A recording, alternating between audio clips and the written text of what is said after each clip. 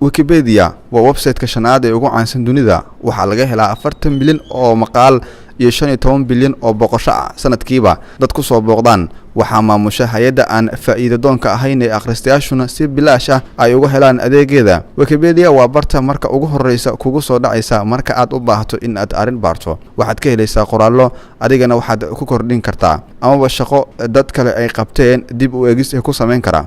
dadka qorayaasha ah ee wax ku qora barta waxaa loo yaqaanaa Wikipedian.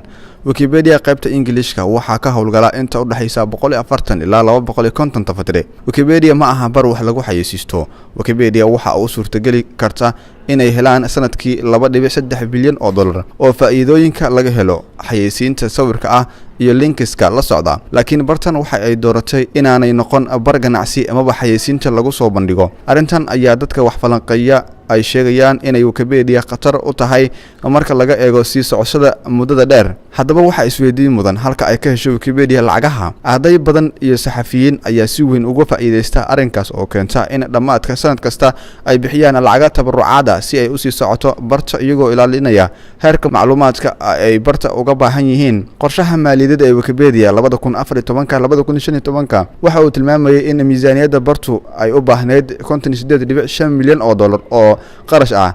Lacagta marka loo qaybiyo 12 bilood waxa bil kasta ku soo hagaagaysa 4.89 milyan oo dollar. bil kastana waxa soo booqda ilaa 483 milyan oo qof. Heer intee leeg ayaa lagu kalsoonaan karaa Wikipedia waxyaabaha ay soo dhigtay barteeda. Wikipedia looma aqoonsana inay ka mid tahay encyclopedia ugu heerka sarreeya dunida. Cilmi-baarista iyo wax dhigista midna laguma ictiraafsana oo xigasho ma laha maxaa yeelay qof kasta ayaa wax ka bedeli kara waxyaabaha ku jira barta. Waxaan aad loo dhaliilaa macluumaadka ku jira barta heerka lagu kalsoonaan karo. Si kastaba ha ahaatee Wikipedia ayaa laga ilaaliyaa meelaha qaar oo qoraalka si weyn loo kontrolo maadaama laga baqayo inay wax iska daba marin ula kac ah ama macluumaad khaldan in ay dadka qaar ku gudbiyaan gudaha barta.